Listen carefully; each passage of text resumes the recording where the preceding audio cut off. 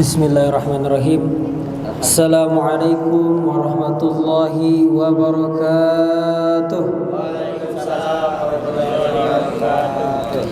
Innal hamdalillah nahmaduhu wa nasta'inuhu wa nastaghfiruh wa na'udzu billahi min shururi anfusina wa min sayyiati a'malina. May yahdihillahu fala mudilla lahu wa may yudhlil fala hadiya lahu. Asyhadu an la ilaha illallah wa asyhadu anna Muhammadan abduhu wa rasuluhu amma ba'du. Yang pertama-tama, marilah kita panjatkan puji syukur kita atas kehadiran Allah Subhanahu wa taala, yang mana telah begitu banyak nikmat yang telah diberikan kepada kita, yakni nikmat sehat, nikmat iman, dan nikmat kita dapat berkumpul di tempat yang penuh barokah ini. Salawat serta salam semoga tercurah limpahkan kepada baginda Nabi kita Nabi Muhammad sallallahu alaihi wasallam.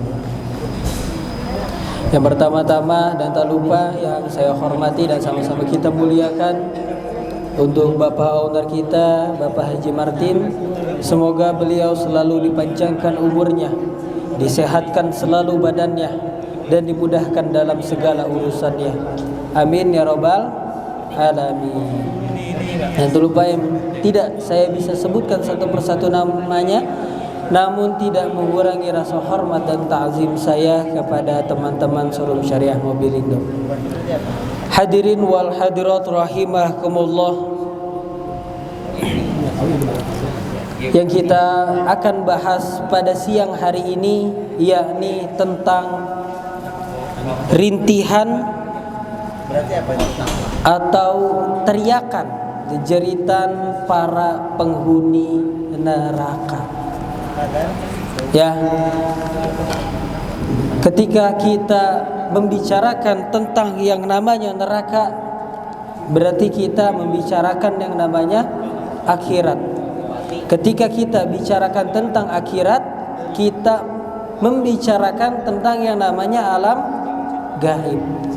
Ya, ketika kita ingin tahu, membicarakan, meneliti yang namanya alam gaib, yang namanya akhirat, itu tidak bisa kita teliti. Ada batasannya, ya. Di luar nilai-nilai keilmuan, ya. Sampai sekarang pun tidak ada seseorang pun yang bisa meneliti, sepintar-pintarnya seseorang tidak bisa meneliti tentang bagaimana keadaan, bagaimana akhirat itu, bagaimana neraka dan surga yang telah Allah ciptakan untuk kita. Ya, bahkan nilai-nilai filsafat itu tidak bisa membuktikan, ya, tidak bisa menggambarkan secara detail bahwa yang namanya alam gaib itu seperti apa. Ya, kalau kita berbicara tentang alam gaib, karena itu termasuk keimanan, ya.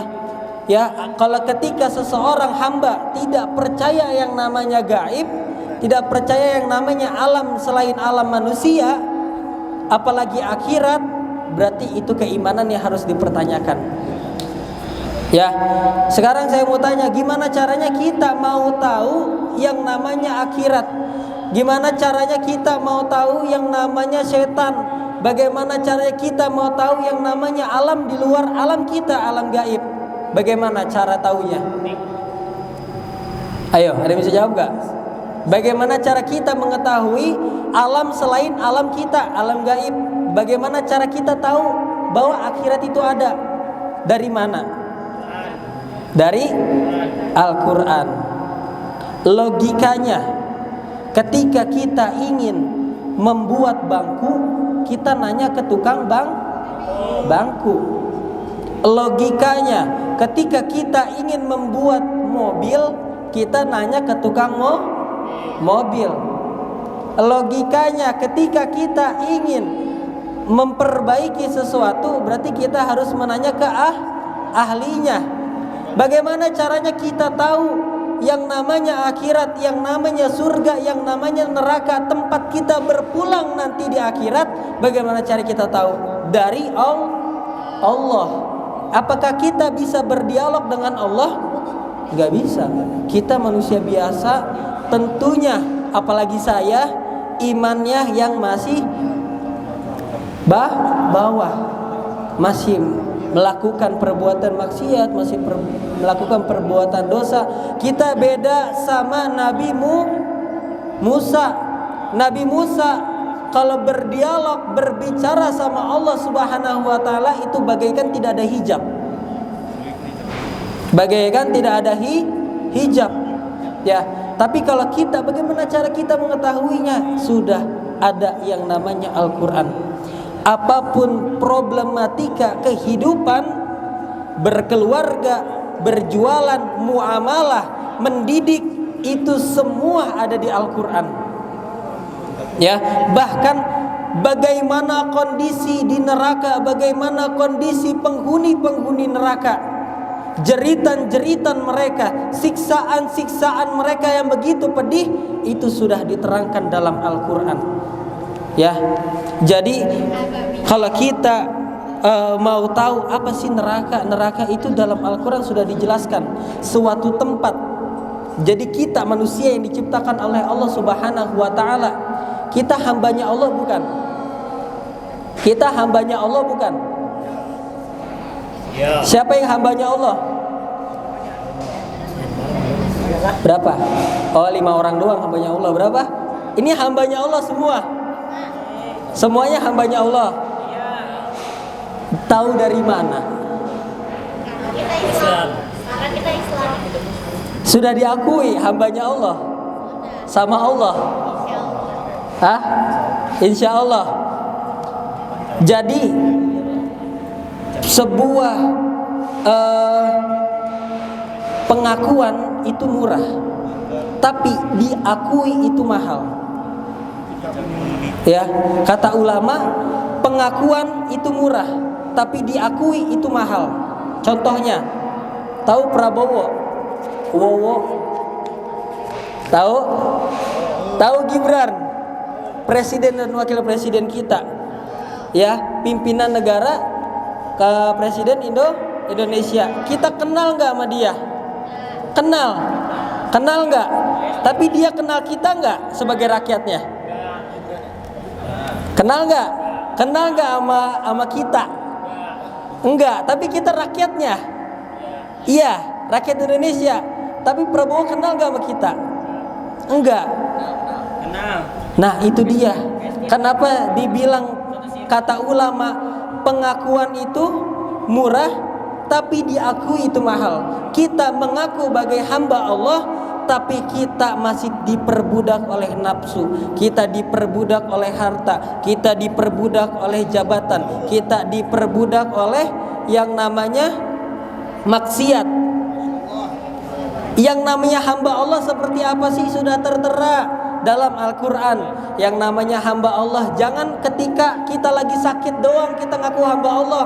Lagi sakit, gak punya duit, urusan lagi puyeng, penjualan lagi seret, ngerenung mojok, ya Allah, hamba sebagai hambamu ya Allah, kenapa berat banget ini cobaan ya Allah. Ya Allah, hambamu ini berdoa ya Allah, meminta jalan keluar, itu lagi sakit, lagi banyak masalah. Kita ngaku hambanya Allah, tapi kalau duit kita lagi banyak, kita lagi naik sedikit, kadang ama masjid juga lupa bang. Ya, giliran lagi banyak masalah, ingat masjid, ya Allah, iya masjid, kita pengen sholat jamaah. Giliran urusan lancar, problematika lancar, urusan dunia lancar, rezeki lancar banyak, yang namanya masjid juga lupa kayaknya, sholatnya di rumah. Giliran lagi sakit, berdoa, ya Allah, sholat tahajud ingat. Itu yang namanya pengakuan dan diakui. Beda. Makanya insya Allah semoga yang hadir pada siang hari ini kita diakui oleh Allah Subhanahu wa ta'ala sebagai hambanya dan ahli surga, amin ya rabbal alamin. Nah, itu yang namanya neraka, tempat dimana siksaan paling abadi.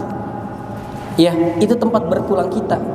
Ya, kita harus rindu sama tempat pulang kita.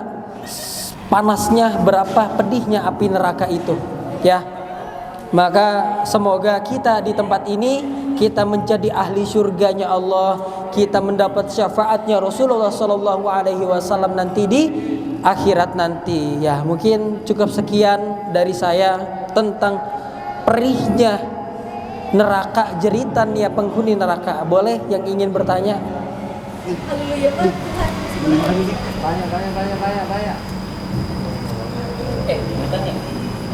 Kayaknya udah pada takut sama neraka, jadi nggak ada yang nanya kali.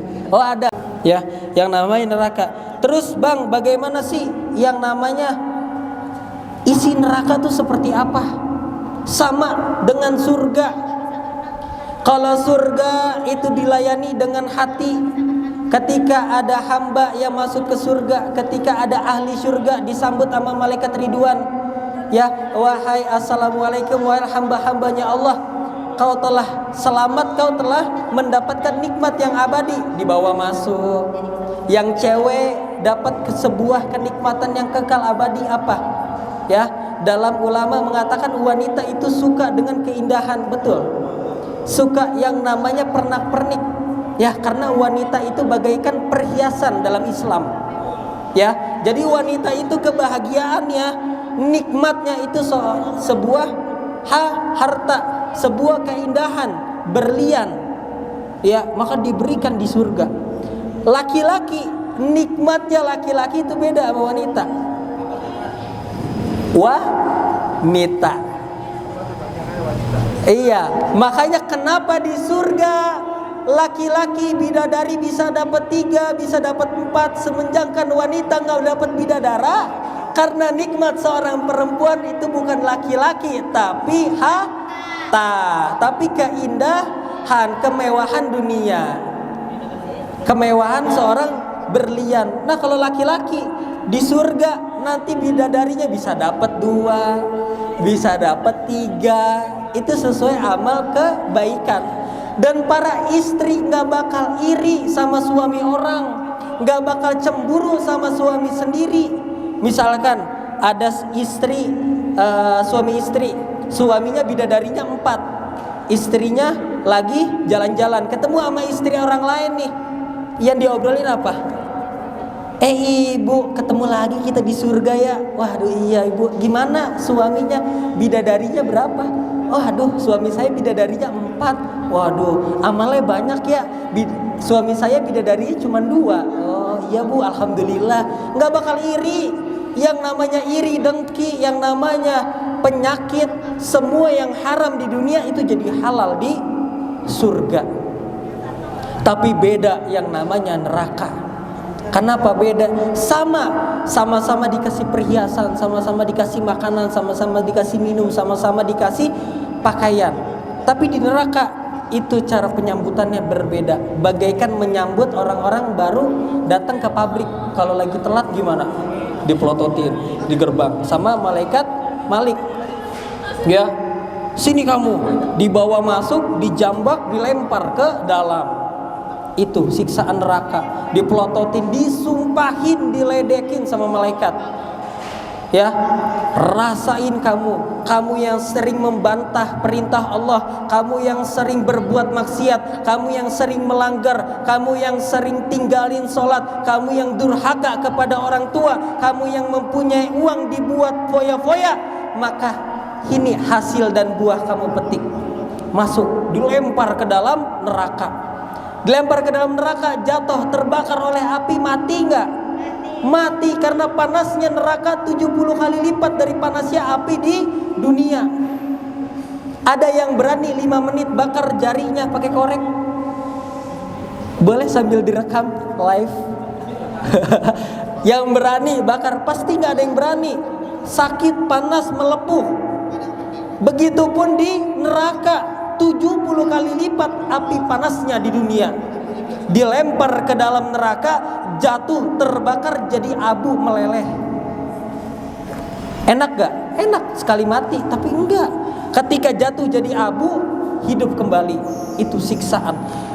1 detik pun tidak akan terlewat sama malaikat penyiksa di neraka. Walaupun kita kabur ya kali, boleh kita di setiap hari udah puluhan tahun kita disiksa, 1 menit aja ya Allah kita ngaso di neraka deh, jangan disiksa dulu, capek, nggak ada toleransi. Kamu masuk ke dalam, bukan kamu ya, orang lain. Kita mah ahli surga semua. Aduh. Ya, orang lain ahli-ahli neraka ketika masuk ke dalam neraka itu udah ada listnya, Bang. 1 disiksa karena perbuatan maling, 2 disiksa karena perbuatan menggunjing orang, 3 disiksa karena melihat dengan melihat dengan pandangan yang tidak baik. Kemudian disiksa lagi yang suka makan harta anak yatim, disiksa lagi buat para pemimpin-pemimpin yang zalim, disiksa lagi buat koruptor-koruptor. Itu udah ada listnya. Sampai itu 1 hari di dunia bagaikan 1000 tahun di akhirat. Hitung aja siksaannya seperti apa. Dipotong nunggu lagi, dipotong nunggu lagi. Paling ringan siksaan ahli neraka, paling ringan itu ketika seorang ahli neraka didirikan di atas bata yang begitu panas, kemudian diikat tangannya di kepalanya, kemudian disiramin sama air yang mendidih sampai panasnya kaki itu menyentuh ke otak. Saking panasnya dari kepala sampai ke ujung kaki, kulit meleleh. Panasnya dari ujung kaki sampai ke otak, otak sampai pecah, sampai meledak. Ya, itu siksaan ahli-ahli neraka. Ya, semoga kita selalu ingat ya. Makanya kalau di pondok pesantren, Bang, mau ngebedain santri yang lagi banyak pikiran, santri yang lagi nggak punya duit, itu gampang ngebedainnya. Gimana cara ngebedainnya? Ngebedainnya gini, tungguin aja jam 12 malam. Ntar ucuk-ucuk di musolah, ada yang datang di masjid, ada yang datang, ambil air wudhu, sholat. Habis sholat pasti nangis. Pasti nangis karena waktu paling enak kita bercerita, berdialog dengan Allah itu di malam hari ketika kita mau sholat tahajud. Nggak hafal sholat tahajud, Bang, nggak hafal sholat taubat, gimana? Pakai niat aja. Saya niat sholat tahajud 2 rakaat karena Allah, Allahu Akbar. Sholat duha, sholat tahajud pengen nambah rakaatnya. Habis sholat, assalamualaikum warahmatullah, assalamualaikum warahmatullah, diri lagi, ya Allah, sholat tahajud lagi ya 2 rakaat, Allahu Akbar. Boleh nggak? Boleh, niat. Lafaz hanya sekedar lafaz, yang penting niat dan perbuatan. Jadi nggak usah ribet-ribet. Islam tuh nggak menyusahkan tapi memudahkan. Kita sholat duha 2 rakaat mau nambah, niat aja dalam hati, ya Allah nambah lagi ya duha 2 rakaat, Allahu Akbar. Boleh. Kata siapa nggak boleh? Boleh. Ya Allah pengen tahajud, Allahu Akbar. Boleh nggak? Boleh. Jadi nggak ada bilang saya nggak bisa sholat tahajud, saya nggak bisa sholat tobat karena apa? Nggak hafal niatnya, nggak hafal bacaannya. Baca kulhu, baca anas, baca wal asri. Ya kali kagak bisa surah itu, nggak bisa baca surah, baca aja al-fatihah, nggak usah baca surah. Sholat tobat, sholat tahajud, baca surah al-fatihah. Nggak ada kesulitan ketika kita meminta kepada Allah. Ya, itu dia. Makanya sesekali kita coba, kita tidur jam 8 malam, bangun jam 12, kita ngobrol dah sama Allah. Apa sih problematika di hidup kita? Kesusahan apa? Allah pasti bisa bantu.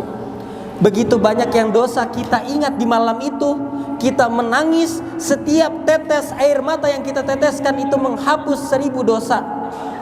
Kita menyesal atas perbuatan dosa kita telah melakukan maksiat, kita menangis 1 tetes itu bisa menghapus dosa 1 tahun bahkan lebih. Ya, yang penting kita tobat. Kita terulang lagi, Pak, Bang, gimana kita udah sholat tobat, kita keulang lagi dosa, sholat terus, tobat terus. Allah nggak pernah bilang dalam Al-Quran, bagai hambaku yang tobatnya udah lebih dari 3 kali nggak bakal diampunin. Ada nggak kayak gitu? Nggak bakal ada. Tapi Allah bilang, sampai nanti datangnya hari akhir, sampai nanti datangnya hari penutup, Bahkan itu ketika kamu nangis darah itu gak bakal diterima. Sekarang bisa gak? Bisa. Sampai kapanpun kita mau buat dosa, paginya malamnya kita tobat, pagi dosa lagi, lo terus lakukan itu. Karena penyesalan di hati membuat setiap tetes air mata membuat hati lembut, itu kata ulama. Jadi barang siapa yang ketika mengaku penyesalan dosa tapi tidak menangis, hati-hati, hatinya keras. Kalau hati udah keras, rasa Rahman dan Rahim ya Allah, cinta, taufik, hidayah hanya Allah, itu susah masuk dalam hati. Tuh ya, maka kita harus tahu berapa